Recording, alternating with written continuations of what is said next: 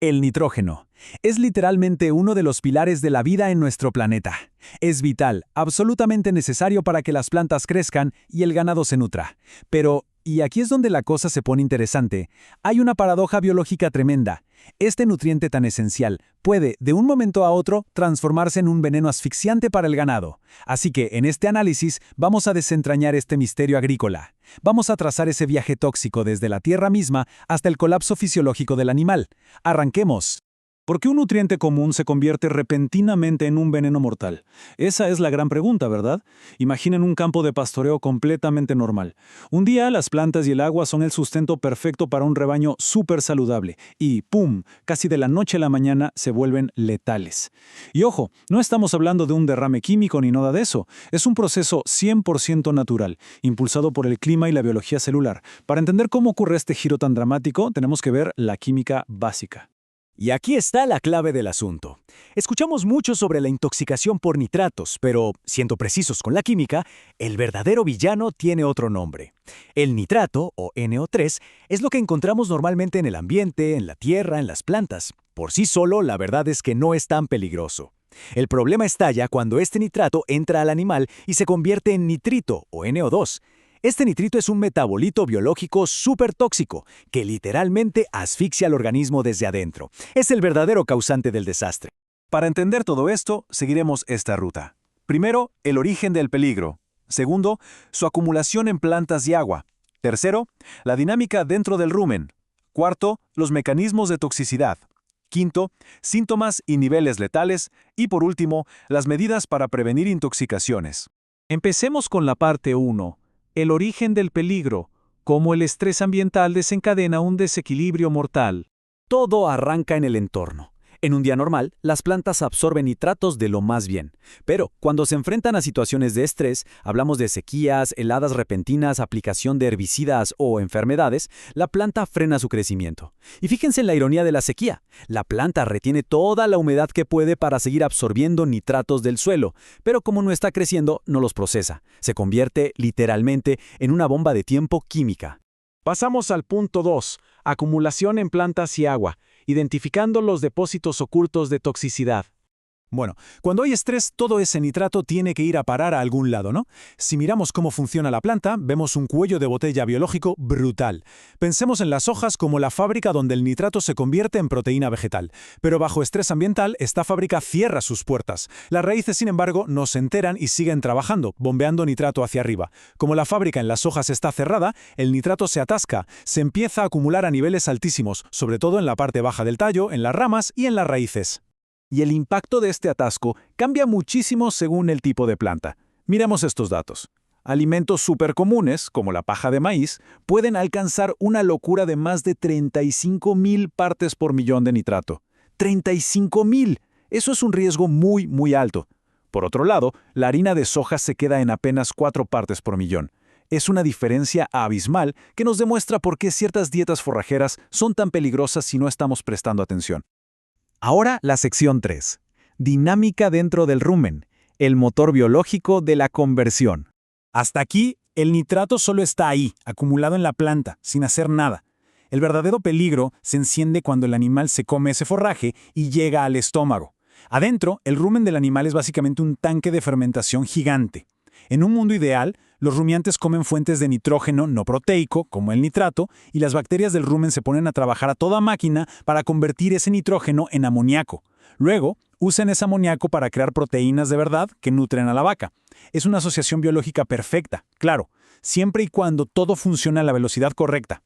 Entonces, ¿dónde colapsa todo esto? Resulta que el proceso tiene 2 pasos. Primero, el nitrato pasa a ser nitrito. Y segundo, el nitrito pasa a ser amoníaco. La falla fatal del sistema es que el primer paso es rapidísimo, pero el segundo es muy, muy lento. Y aquí está el detalle. Para hacer esto, las bacterias necesitan la energía de los carbohidratos. Si el animal no comió suficientes carbohidratos, las bacterias se quedan sin gasolina para ese segundo paso lento. ¿Y qué pasa? El nitrito, que recordemos es altamente tóxico, se acumula a la grande en el rumen y se empieza a escapar directo hacia la sangre. Pasamos a la sección 4. Los mecanismos de toxicidad, secuestrando el suministro de oxígeno en la sangre. En el momento en que ese nitrito escapa del rumen y cruza hacia el torrente sanguíneo, la cosa se pone fea. Es una catástrofe total a nivel celular. Imaginen que los glóbulos rojos, llenos de hemoglobina, son una flota de camiones de reparto, y su único trabajo es llevar oxígeno a los órganos. Bueno, cuando el nitrito entra a la sangre, literalmente secuestra estos camiones, oxida la hemoglobina y la convierte en algo llamado metahemoglobina. Y esta metahemoglobina es completamente inútil para transportar oxígeno. Así de simple, el reparto de oxígeno se frena en seco. Esto provoca una asfixia interna fuertísima, lo que llamamos hipoxia tisular severa. Básicamente, el cuerpo del animal se está asfixiando por dentro, aunque los pulmones sigan respirando. Llegamos a la sección 5. Síntomas y niveles letales, reconociendo los signos clínicos de asfixia interna. 80%. Guárdense ese número en la cabeza. Todo este desastre interno tiene un límite muy claro.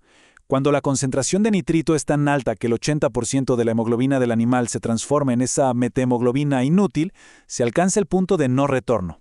En ese nivel exacto, el daño en los órganos vitales por la falta de oxígeno es completamente irreversible, y tristemente el animal muere por hipoxia. ¿Y cómo sabemos que nos acercamos a ese 80%? En los casos agudos, los signos no dejan lugar a dudas. Vemos cianosis, que es cuando las mucosas se ponen muy oscuras, casi negras por la falta de oxígeno. El animal empieza a respirar rapidísimo tratando de compensar y el pulso se vuelve súper débil. Pero la prueba definitiva, la gran señal de alarma, es la sangre. Si extraemos un poco, en lugar de ser de un rojo brillante, tiene un color oscuro, como achocolatado. Si vemos eso y no actuamos de inmediato, esto avanza a una velocidad impresionante hacia convulsiones, coma y finalmente un fallo cardíaco. Ahora, mucha atención aquí, porque no siempre termina en una muerte repentina. A veces los animales consumen dosis más bajas pero constantes de nitratos, y esta exposición crónica es como un ladrón silencioso en nuestra operación. Parte del problema es que el exceso de amoníaco también se filtra a la sangre. Para limpiar ese amoníaco y convertirlo en urea, el hígado del animal gasta una cantidad bestial de energía que debería estar usando para crecer o producir. El resultado, cae drásticamente la producción de leche, los animales no crecen bien, vemos problemas de fertilidad e incluso abortos, porque los fetos sufren de una falta de oxígeno leve pero constante. Es un golpe económico durísimo.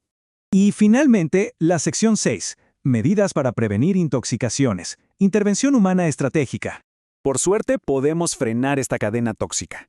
La clave principal es la paciencia. Si hubo sequía y por fin llueve, hay que esperar. Retrasar el pastoreo entre 3 y 14 días es fundamental. Otra gran estrategia es darles a los animales alimento rico en carbohidratos antes de soltarlos al pasto. Así, las bacterias del rumen tienen la energía de sobra para procesar el nitrito de forma segura.